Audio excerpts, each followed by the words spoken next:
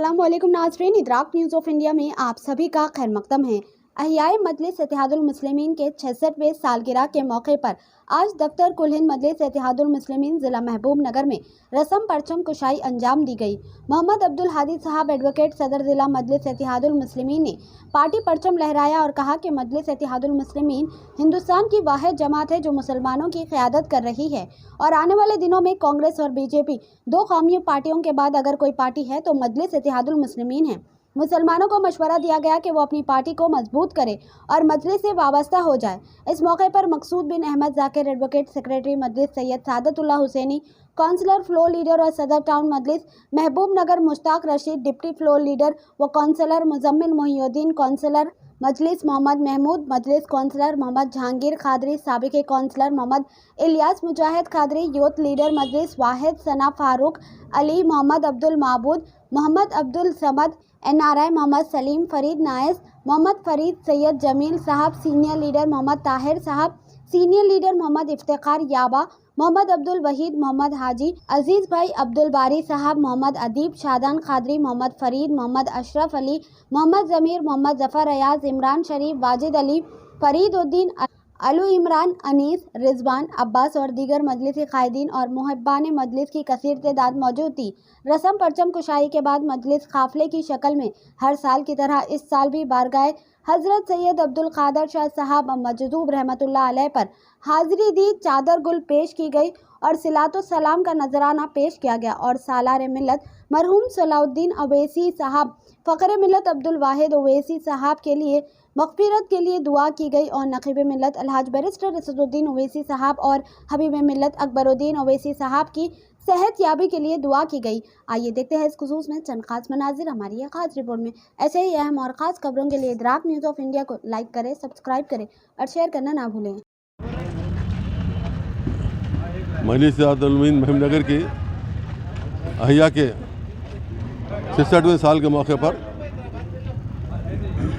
दफ्तर मजलिस इत्तेहादुल मुस्लिमीन महबूब नगर पर पार्टी परचम लहराया गया। इस मौके पर मैं मुसलमानों ने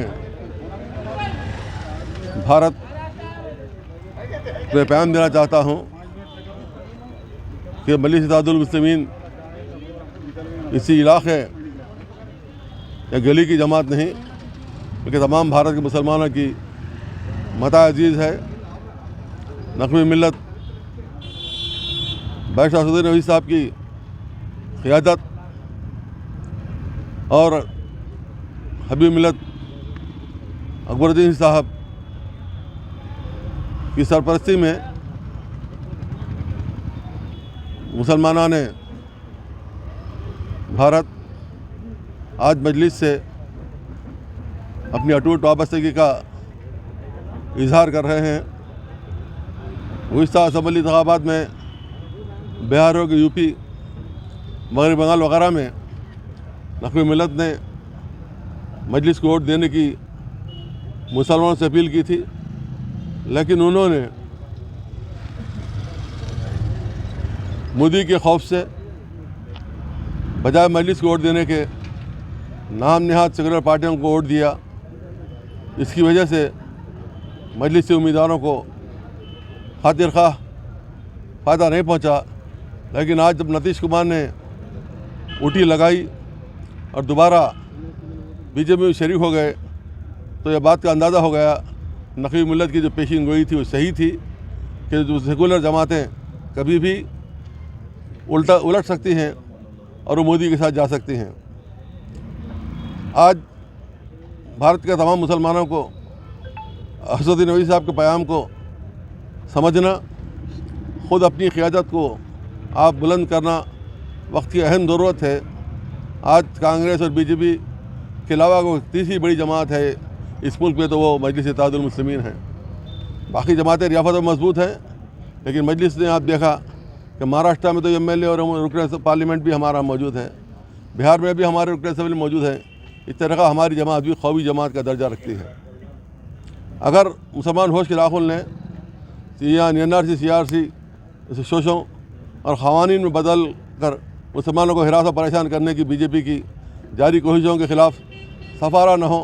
तो उनको ही उसका खमियाजा भुगतना पड़ेगा। ज़रूरत इस बात की है कि वो मजलिस के पैगाम को आम करें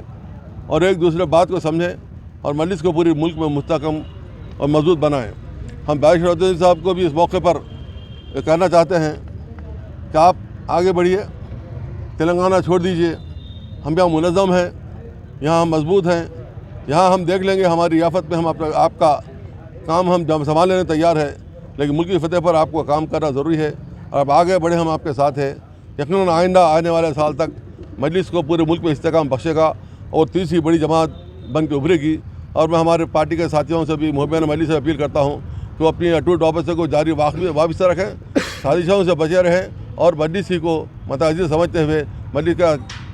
परचम को मजबूत थामें और एक और नेक बनकर मुसलमानों की क़यादत, सियादत और उनके मज़लूमों के साथ इंसाफ का काम जारी रखें। इंशाअल्लाह ताला ये मिशन जारी रहेगा और मजलिस जिंदाबाद 703 ताबीर।